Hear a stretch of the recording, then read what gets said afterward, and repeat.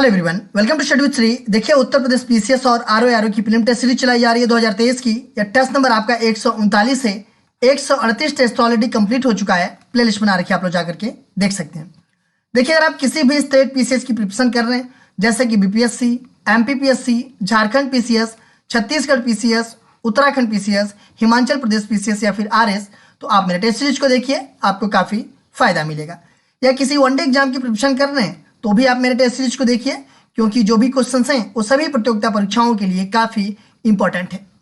देखिए, जो लोग फर्स्ट टाइम विजिट कर रहे हैं हमारे चैनल पे, चैनल को सब्सक्राइब कर लें। सब्सक्राइब करने के बाद से बेल आइकन को प्रेस कर लें कि जब भी मेरी वीडियो आए तो उनको नोटिफिकेशन मिल जाए। और देखिए, उत्तर प्रदेश पीसीएस 2023 का नोटिफिकेशन आ चुका है। जितना जल्दी हो सके आप लोग फॉर्म को अप्लाई कर दीजिए, ठीक है, और OTR भी कर लीजिए और वीडियो को देखते रहिए, ठीक है। जिन लोगों ने अभी तक स्टार्ट नहीं किया है देखना, वो अगर स्टार्ट करेंगे तो टेस्ट नंबर 1 से स्टार्ट करेंगे और कंटिन्यू जो है कि देखते रहेंगे, क्योंकि जितना टेस्ट देखेंगे उतने क्वेश्चंस का रिवीजन होगा। तो स्टार्ट करते हैं। फर्स्ट क्वेश्चन है, ख्याल संगीत के संदर्भ में निम्नलिखित कथनों पर विचार कीजिए। इसकी उत्पत्ति का श्रेय अमीर खुसरो को जाता है। ख्याल की संगीत रचनाओं को कव्वाली कहा जाता है। पूर्वी ख्याल की धीमी शैली है एवं पंजाब शैली ख्याल की द्रुत शैली है। देखिए, बात की जा रही है ख्याल संगीत के संदर्भ में, ठीक है। ख्याल संगीत के संदर्भ में बात की है। देखिए, जो ख्याल संगीत है, ये जो है कि ख्याल, ये शब्द जो है कि फारसी है, ठीक है, और फारसी भाषा से ये उत्पन्न हुआ है और इसकी उत्पत्ति का श्रेय किसको जाता है? तो अमीर खुसरो को जाता है। बिल्कुल सही है। ख्याल की संगीत रचनाओं को कव्वाली कहा जाता है। देखिए, ये जो ख्याल है ये 2 से 8 पंक्तियों वाले लघु गीतों का एक संग्रह पर आधारित होता है और इन गीत या रचनाओं को क्या बोला जाता है? तो बंदिश बोला जाता है। मतलब बंदिश के नाम से जाना जाता है, न कि कव्वाली के नाम से जाना जाता है, ठीक है। ये आपका गलत है। देखिए, जो ये पूर्वी ख्याल और धीमी शैली है, पूर्वी ख्याल की धीमी शैली है एवं पंजाब शैली ख्याल की द्रुत शैली है। देखिए, जो पूर्वी और पंजाब शैली है ना, ये दोनों जो है कि ठुमरी गायन की 2 शैलियां हैं, न कि ख्याल संगीत की, ठीक है। तो ये भी आपका गलत है। तो पहला सही है, दूसरा और तीसरा गलत है। तो ये हो जाएगा आपका ए ऑप्शन। मौर्योत्तर काल के संदर्भ में सत्य कथन की पहचान कीजिए। भारत में ईसाई धर्म प्रचारक सेंट थॉमस के अधीन गोंडोफर्न के दरबार में आए थे। कुषाण वंश की स्थापना कनिष्क द्वारा की गई थी। हिंद द यवन शासक मेनांडर ने जैन धर्म को अपना लिया था। शक संवत, महानतम शक संवत रुद्रदामन फस्त द्वारा आरंभ किया गया था। देखिए, मौर्योत्तर काल के संदर्भ में इसमें सत्य कथन की पहचान करना है। तो इसमें सत्य कौन सा है? तो सत्य जो है कि आपका ये है कि भारत में ईसाई धर्म प्रचारक सेंट थॉमस के अधीन गोंडोफर्न के दरबार में ये आए थे। ये आपका ये ऑप्शन आपका सही है। 2011 की जनगणना के अनुसार भारत की कुल जनसंख्या में 20 वर्ष और उससे अधिक आयु के लोगों का प्रतिशत है 59.23%, 60.81%, 61.05%, 62.17%। देखिए, बात की जा रही है 2001 की जनगणना के अकॉर्डिंग भारत में कुल जो जनसंख्या है उसमें 20 वर्ष व उससे अधिक आयु के लोगों का प्रतिशत कितना है? तो उनका प्रतिशत है 59.29। देखिए, इसमें जो है कि 20 से अधिक है और 80 से कम वाले लोगों का ये प्रतिशत है, ठीक है। तो ये हो जाएगा आपका ए ऑप्शन। उत्तरी भारत के मैदानी भागों में शीत ऋतु में वर्षा किसके कारण होती है? जेट स्ट्रीम, उत्तरी विक्षोभ, उत्तर पूर्व मानसून, मानसून गर्त। उत्तरी भारत के मैदानी भागों में शीत ऋतु में वर्षा किसके कारण होती है? ये होती है आपका जेट स्ट्रीम के कारण। देखिए, राजस्थान में इस वर्षा को किस नाम से जाना जाता है? तो मावठ के नाम से जाना जाता है, ठीक है। तो ये हो जाएगा आपका ए ऑप्शन। गुरु नानक के संदर्भ में निम्नलिखित में से कौन सा कथन सत्य नहीं है? उन्होंने समानता का सिद्धांत बनाए रखने के लिए लंगर आरंभ किया। उन्होंने शबद नामक भजनों के माध्यम से अपने विचारों को व्यक्त किया। उन्होंने भक्ति के सगुण रूप का समर्थन किया और उन्होंने हिंदुओं और मुसलमानों की मितव्यताओं और धर्मशास्त्रों को अस्वीकार कर दिया। देखिए, गुरु नानक जी के बारे में बात की जा रही है, इसमें से सत्य नहीं है पूछा जा रहा है। गुरु नानक जी समानता का सिद्धांत बनाए रखने के लिए उन्होंने लंगर आरंभ करवाया। बिल्कुल सही है। उन्होंने शबद नामक भजनों के माध्यम से अपने विचारों को व्यक्त किया। उन्होंने भक्ति के सगुण रूप का समर्थन किया। देखिए, अगर हम बात करें गुरु नानक जी की, तो इन्होंने जो है कि भक्ति के जो निर्गुण रूप का समर्थन किया, न कि सगुण रूप का। देखिए, सगुण और निर्गुण ये दो चीजें हैं।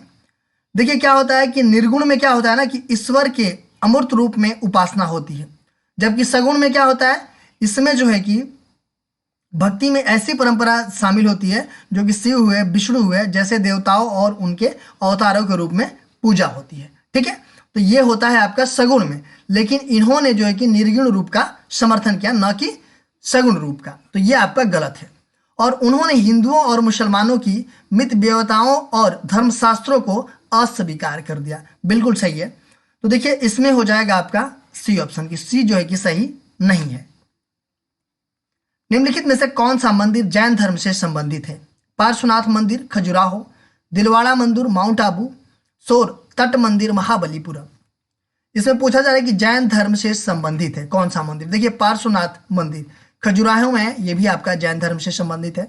दिलवाड़ा मंदिर माउंट आबू में है, ये भी आपका जैन धर्म से संबंधित है। सोर तट मंदिर जो महाबलीपुरम में है, ये जो है कि आपका जैन धर्म से संबंधित नहीं है। ये मंदिर जो है कि शिव और विष्णु दोनों को समर्पित पवित्र स्थानों के साथ साथ जो है कि धार्मिक सद्भाव को भी प्रकट करता है। तो ये जो है कि जैन धर्म से संबंधित नहीं है। तो इसमें हो जाएगा केवल 1 और 2, क्योंकि यही दो जैन धर्म से संबंधित है। तो ये हो जाएगा आपका सी ऑप्शन। निम्नलिखित कथनों को पढ़कर कूट के अनुसार सही उत्तर का चयन कीजिए। अपभ्रंश कवि स्वयंभू राष्ट्रकूट दरबार के कवि थे। राष्ट्रकूट तेलुगु और कन्नड़ कवियों के महान संरक्षक थे। देखिए, अपभ्रंश कवि स्वयंभू राष्ट्रकूट दरबार के कवि थे, ये बिल्कुल सही है। और राष्ट्रकूट जो है तेलुगु और कन्नड़ कवियों के महान संरक्षक थे, ये भी आपका सही है। पहला भी सही है और दूसरा भी सही है। तो ये हो जाएगा आपका सी ऑप्शन की 1 और 2 दोनों सही है। निम्न युग्मों पर विचार कीजिए। कुछ रंगमंच का नाम दिया गया है और क्षेत्र का नाम दिया गया है। तमाशा मध्य प्रदेश, भांडपाथेर कश्मीर, माच महाराष्ट्र, दशावतार गोवा। पूछा जा रहा है कि उपरोक्त में से कौन सा सुमेलित नहीं है। देखिए, जो तमाशा रंगमंच है, ठीक है, ये आपका मध्य प्रदेश में नहीं होता है, ये जो है कि होता है आपका महाराष्ट्र में। ठीक है, तमाशा कहाँ पे होता है? महाराष्ट्र में। भांडपाथेर ये कहाँ पे होता है? ये आपका कश्मीर में। माच देखिए, यह मध्य प्रदेश का मालवा क्षेत्र का ये रंगमंच शैली है, न कि महाराष्ट्र का। ये हो जाएगा एमपी। और दशावतार ये है आपका गोवा का। पूछा जा रहा है कि कौन सा सुमेलित नहीं है, तो एक पहला नंबर सुमेलित नहीं है और एक तीसरा नंबर सुमेलित नहीं है। ठीक है, तो इसमें हो जाएगा आपका सी ऑप्शन की 1 और 3 सुमेलित नहीं है। कमल महल तथा महानवमी डिब्बा का निर्माण किस राज्य उल्लेखनीय विशेषता थी? चंदेल, राष्ट्रकूट, विजयनगर, पाल। कमल महल और महानवमी डिब्बा का निर्माण किस राज्य की उल्लेखनीय विशेषता थी? तो ये थी विजयनगर की। सी ऑप्शन आपका सही है। देखिए, कमल महल ये जो है कि कहाँ पड़ता है? तो हम्पी में पड़ता है, कर्नाटक में। और ये विजयनगर साम्राज्य के शाही केंद्र में निर्मित सर्वाधिक सुंदर इमारतों में से ये एक है। और इस महल का जो नामकरण है वो जो है कि 19वीं शताब्दी में जो ब्रिटिश यात्री थे उनके द्वारा किया गया था, इसकी सुंदरता से प्रभावित होकर के। ठीक है, देखिए, कमल महल को और किस नाम से जानते हैं? तो इसको जानते हैं चितरंगड़ी महल के नाम से जानते हैं, कमल महल को। ठीक है, महानवमी डिब्बा अगर इसकी बात करें तो ये राजमहल विजयनगर साम्राज्य का एक महत्वपूर्ण भाग है। और जो राजमहल विजयनगर का ये है ना, इसमें 2 अत्यधिक आकर्षण मंच है।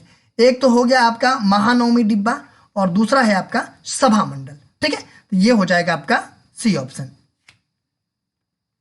मध्यकालीन भारत के धार्मिक इतिहास के संदर्भ में उलेमा शब्द संदर्भित करता है सामाजिक राजनीतिक जीवन का त्याग करने वाले धर्म गुरुओं को, सूची संतों की जीवनी संबंधी लेख को, सूफी संतों के मध्य वार्तालाप के संग्रह को, इस्लामिक दर्शन के विद्वान और मुस्लिम शासकों के सलाहकार को।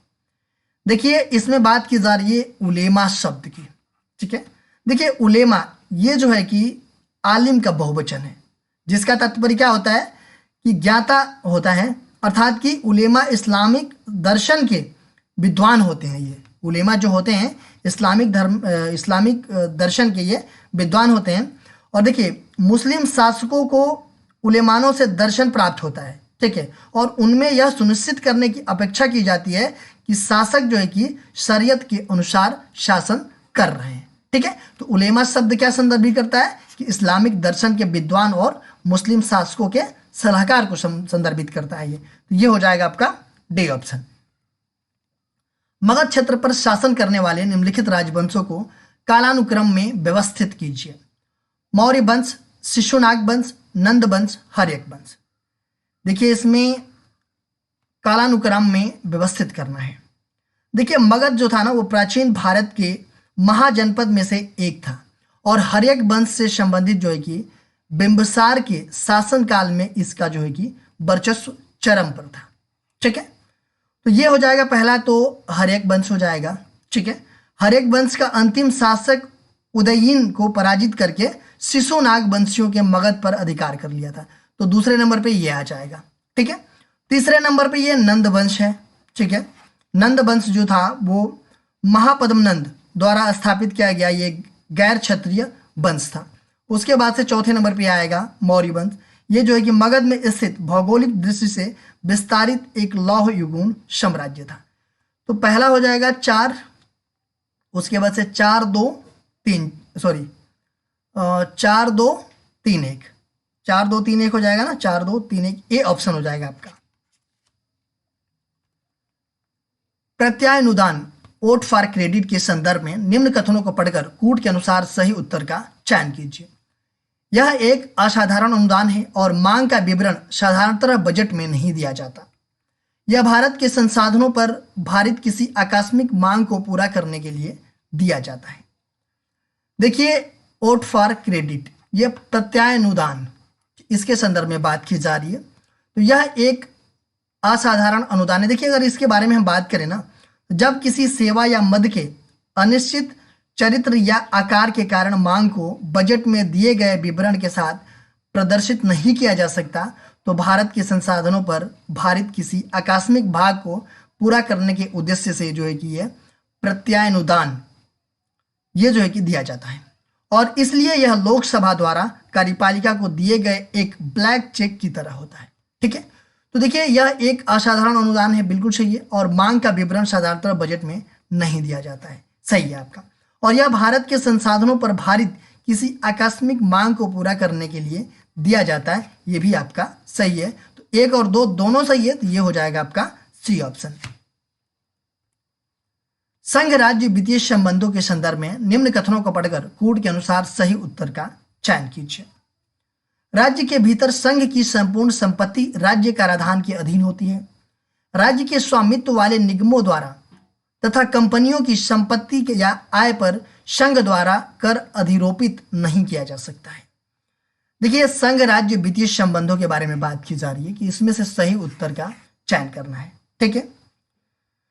तो देखिए राज्य के भीतर संघ की संपूर्ण संपत्ति राज्य कराधान के अधीन होती है। देखिए एक राज्य के भीतर स्थानीय प्राधिकारियों की संपत्ति और आय को केंद्रीय कराधान से मुक्त नहीं किया जा सकता है, ठीक है।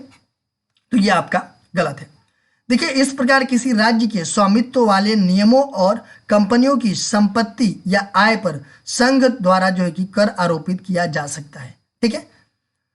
और ये जो है कि संघ की संपत्ति को किसी राज्य या राज्य के भीतर किसी भी प्राधिकरण जैसा कि नगर निगम हो गया, नगर पालिका हो गया, जिला बोर्ड हो गया, पंचायत या अन्य द्वारा अधिरोपित सभी करों से छूट प्रदान की गई है, किंतु संसद को इस प्रतिबंध से समाप्त करने का अधिकार भी है उसको। तो ये भी आपका गलत है।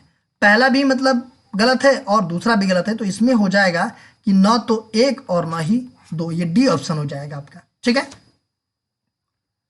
निम्नलिखित में से किन परिस्थितियों के कारण मंत्रिपरिषद को अपना त्यागपत्र देना पड़ता है? लोकसभा में धन विधेयक के पारित न होने पर, लोकसभा में अविश्वास प्रस्ताव पारित होने पर, लोकसभा में सदन द्वारा धन्यवाद प्रस्ताव पारित न होने पे। देखिए वो कौन सा सिचुएशन है जो कि मंत्रिपरिषद को अपना त्याग पत्र देना पड़ता है? देखिए लोकसभा में धन विधेयक को पारित न होने पे, क्योंकि लोकसभा में मेजोरिटी तो होती है मतलब जिसका गवर्नमेंट होता है उसी का, और जो धन विधेयक होता है वो लोकसभा में ही पारित होता है, ना कि राज्यसभा में। ठीक है, तो अगर लोकसभा में धन विधेयक पारित नहीं होता है तो इसका भी एक कारण है। लोकसभा में अविश्वास प्रस्ताव पारित होने पे भी मंत्रिपरिषद को अपना त्यागपत्र देना पड़ सकता है। लोकसभा में सदन द्वारा धन्यवाद प्रस्ताव पारित न होने पे भी इसको जो है कि त्यागपत्र देना पड़ सकता है। तो ये तीनों सही है, तो इसमें हो जाएगा आपका डी ऑप्शन 1, 2 और 3। जब सदन का निर्वाचित सदस्य शपथ ग्रहण नहीं करता है तो क्या होता है? वह सदन की कार्यवाही में भाग ले सकता है लेकिन मतदान नहीं कर सकता है। वह संसदीय विशेषाधिकारों और उन्मुक्तियों के लिए पात्र होता है। उपरोक्त में से कौन सा कथन सही है? देखिए, जब सदन का जो निर्वाचित सदस्य होता है अगर वह शपथ ग्रहण नहीं करता है तो क्या होगा? ठीक है, अगर वह शपथ ग्रहण नहीं करता है तो वह सदन की कार्यवाही में भाग ले सकता है लेकिन मतदान नहीं कर सकता है।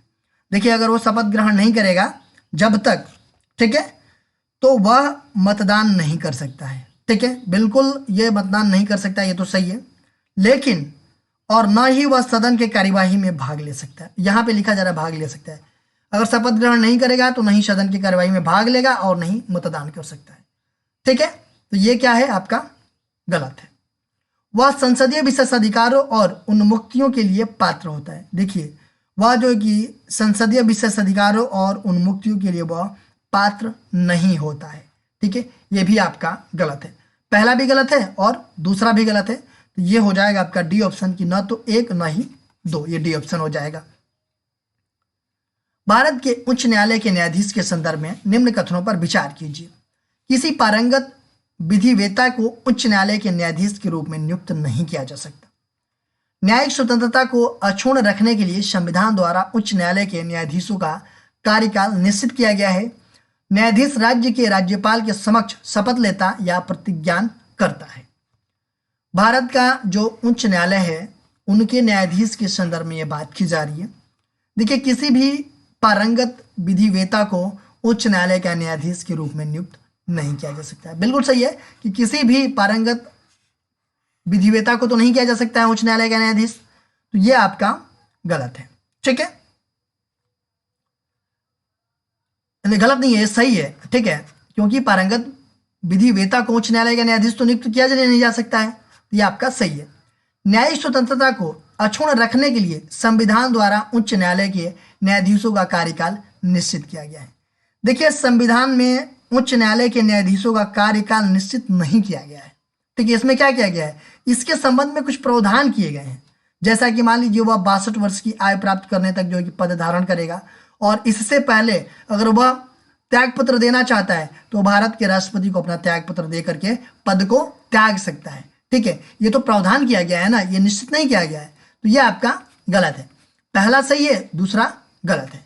और न्यायाधीश राज्य के राज्यपाल के समक्ष शपथ लेता है या प्रतिज्ञान करता है। बिल्कुल सही है कि जो न्यायाधीश होते हैं वो राज्य के राज्यपाल के समक्ष शपथ लेता है और प्रतिज्ञान भी करता है, तो ये आपका सही है। पहला भी सही है और तीसरा भी सही है। इसमें दूसरा क्या है? दूसरा गलत है। ठीक है, तो इसमें हो जाएगा आपका पहला और तीसरा, ये बी ऑप्शन हो जाएगा कि पहला और तीसरा सही है बट दूसरा जो है कि गलत है। Nagarjuna Sagar Shri slam tiger reserve के संदर्भ में निम्न कथनों पर विचार कीजिए। वह भारत का दूसरा सबसे बड़ा टाइगर रिजर्व है। यह आंध्र प्रदेश और तेलंगाना राज्य के 5 जिलों में विस्तृत है। उपयुक्त कथनों में से कौन से कथन सही है? बात की जा रही है Nagarjuna Sagar Shri slam tiger reserve की। देखिए, जो यह टाइगर रिजर्व है, ठीक है, यह भारत का सबसे बड़ा टाइगर रिजर्व है, न कि दूसरा बड़ा टाइगर रिजर्व है। ठीक है, यह भारत का सबसे बड़ा टाइगर रिजर्व है, यह आपका गलत है क्योंकि यहाँ दिया है कि दूसरा सबसे बड़ा है। ठीक है, तो यह है आपका भारत का सबसे बड़ा tiger reserve Nagarjuna Sagar Shri slam tiger reserve. देखिए, ये जो है कि इसका नाम चेंज हो गया है 1992 में।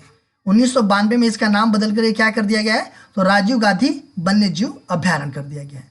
और ये आंध्र प्रदेश और तेलंगाना के जो 5 डिस्ट्रिक्ट हैं उसमें जो है कि इसका विस्तार है। तो पहला तो गलत है, दूसरा आपका सही है, तो इसमें हो जाएगा केवल 2 सही है, ये बी ऑप्शन हो जाएगा। निम्नलिखित कथनों पर विचार कीजिए। भारत में हिमालय 5 राज्यों में फैला हुआ है। पश्चिमी घाट केवल 5 राज्यों में फैला हुआ है। पुलिकट झील 2 राज्यों में फैली हुई है। देखिए भारत में जो हिमालय है वो 5 राज्यों में नहीं फैला हुआ है, 5 से अधिक राज्यों में फैला हुआ है। ठीक है, भारत में जो हिमालय का विस्तार है वो 5 राज्यों से अधिक राज्यों में फैला हुआ है। किन किन राज्यों में फैला हुआ है आप लोग मुझे कमेंट बॉक्स में बताइएगा। ठीक है, देखिए पश्चिमी घाट में कितने राज्य आते हैं? 5 राज्य आते हैं? नहीं, 5 से अधिक राज्य आते हैं। देखिए गुजरात आता है पहले नंबर पे, उसके बाद से गुजरात, उसके बाद से आपका महाराष्ट्र, गोवा, उसके बाद से तमिलनाडु, उसके बाद से आपका आता है केरल, उसके बाद से आता है आपका कर्नाटक। ठीक है, 1 2 3 4 5 6 राज्य आते हैं। ठीक है, जो पश्चिमी घाट है उसमें जो है कि 6 राज्य आते हैं, न कि 5 राज्य, तो ये भी आपका गलत है। और पुलिकट झील 2 राज्यों में फैली हुई है। किन किन राज्यों में फैली हुई है? तो आंध्र प्रदेश और तमिलनाडु में फैली हुई है, तो ये आपका सही है। पहला और दूसरा गलत है, तीसरा जो है कि आपका सही है। तो यहां पूछा जा रहा है कि कौन सा सही है, तो ये हो जाएगा आपका तीसरा। नील कुरिंजी के संदर्भ में निम्नलिखित कथनों को पढ़कर कूट के अनुसार सही उत्तर का चयन कीजिए। नील कुरिंजी एक मोनोकार्पिक पौधा है जो कि एक बार फूल आने के बाद खत्म हो जाता है। इस पौधे का पुष्प 12 वर्ष में एक बार खिलता है। देखिए नील कुरिंजी के संदर्भ में बात की जा रही है। नील कुरिंजी यह एक मोनोकार्पिक पौधा है। देखिए मोनोकार्पिक जो पौधा होते हैं वो क्या होते हैं?